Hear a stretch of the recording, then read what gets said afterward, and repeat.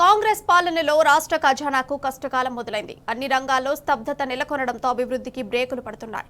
ముఖ్యంగా కాంగ్రెస్ పాలనలో ఆర్థిక రంగ వృద్ధి కరోనా కాలాన్ని తలపిస్తుంది.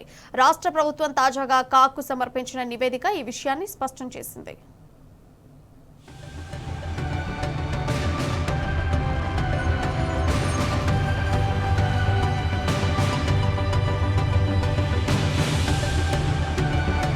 రాష్ట్రంలో మళ్లీ కరోనా నాటి రోజులు కనిపిస్తున్నాయి.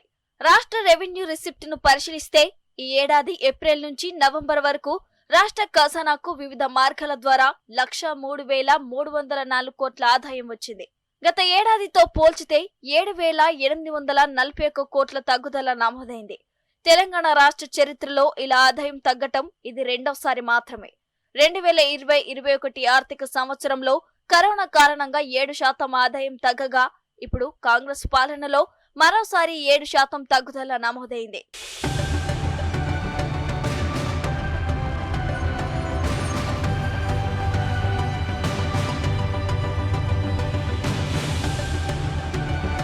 రాష్ట్ర ఖజానాకు వివిధ మార్గాల ద్వారా ఆదాయం సమకూరుతుంది.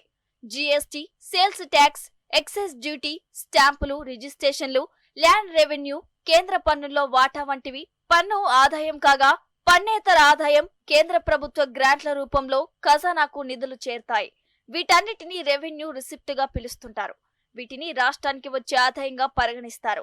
రుణాలు సేకరించడం ద్వారా సమకూరే నిధులను క్యాపిటల్ రిసిప్ట్ గా పేర్కొంటారు. ఆదాయం పెరగటాన్ని రాష్ట్ర అభివృద్ధికి సూచికగా భావిస్తుంటారు. 2015 నుంచి 2023 వరకు పరిశీలిస్తే కేసీఆర్ పాలనలో ఏప్రిల్ నుంచి నవంబర్ మధ్య ఆదాయం ఏటా పెరిగింది. కేసీఆర్ ప్రభుత్వం తీసుకొచ్చిన సంస్కరణలు, అమలు చేసిన సంక్షేమ పథకాలు వంటివి ఆదాయాన్ని పెంచడానికి దోహదం చేశాయి. వ్యవసాయం, అనుబంధ రంగాలు, ఐటీ, రియల్ ఎస్టేట్, పరిశ్రమలు, నిర్మాణ రంగం ఇలా అన్ని రంగాల్లోనూ వృద్ధి సాధించడంతో ఆదాయం ఏటేటా గణనీయంగా పెరిగింది. 9 ఏళ్లలో సగటున 12.54% ఆదాయ వృద్ధి రేటు నమోదైంది. 2015లో నవంబర్ నాటికి ఆదాయం 41,049 కోట్లు ఉండగా 2023 నాటికి 1,11,141 కోట్లకు చేరింది. అంటే 2.5 రెట్లు పెరిగింది.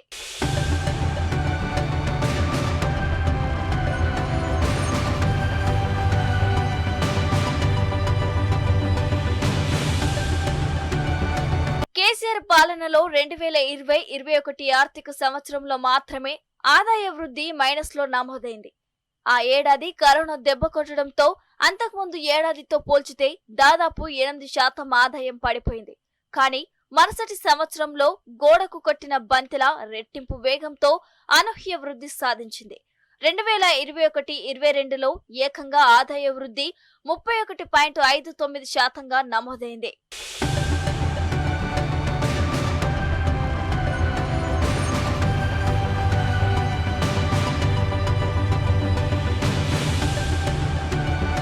కోవిడ్ కాలం తర్వాత మళ్లీ ఇప్పుడు రెండోసారి ఆదాయ వృద్ధికి బ్రేకులు పడ్డాయి. 2023తో పోల్చితే ఈసారి 7% పడిపోయింది. ఇందుకు కాంగ్రెస్ ప్రభుత్వ అసంబద్ధత విధానాలే కారణమని నిపుణులు చెబుతున్నారు. సాగునీటి రంగాన్ని నిర్లక్ష్యం చేయడం, రైతు బంధు ఎగ్గొట్టడంతో వ్యవసాయ రంగం దెబ్బతిందని, విచ్చలవిడి వసూళ్లు, హైడ్రాతో రియల్ ఎస్టేట్ రంగం కుప్పకూలిందనే అభిప్రాయాలు వ్యక్తమవుతున్నాయి. స్వచ్ఛ బయోగ్రీన్ వంటి ఘటనలతో ప్రభుత్వంపై నమ్మకం కోల్పోయి పరిశ్రమల రాక ఆగిపోయిందని అంటున్నారు. వచ్చిన కంపెనీలు కూడా వెనక్కి వెళ్లిపోతున్న పరిస్థితి వచ్చిందని చెబుతున్నారు. దీంతో రాష్ట్ర ఆదాయం పడిపోయిందని భావిస్తున్నారు. కాంగ్రెస్ పాలనలో మొదటి సంవత్సరమే ఇలా ఉంటే రాను రాను రాష్ట్ర పరిస్థితి ఎలా మారుతుందోనని ఆందోళన వ్యక్తం చేస్తున్నారు.